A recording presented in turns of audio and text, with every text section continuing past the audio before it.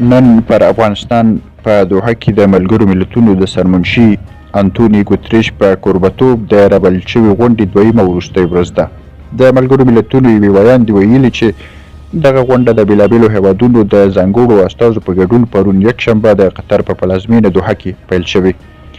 د ملګرو ملتونو په وینا د دې غونډې هدف له افغانستان سره د نړیوال تعامل پر زیاتېدو بحث دی. د ګډونوالو په هغه لیست کې چې ملګرو ملتونو خپور کړی د افغانستان د متحده ایالاتو، چین، پاکستان او اروپایي ټولنې ځانګړي استازي هم شامل دي.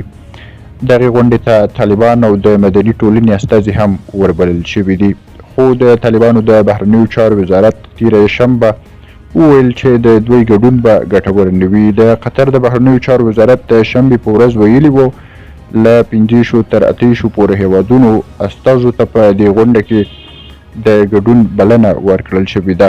د افغانستان د مدني ټولنې په استازولۍ په دغه غونډه کې محبوبه سراج، مترا مهران، شاګل رضایي او لطیف الله نجفي زاده حضور لري.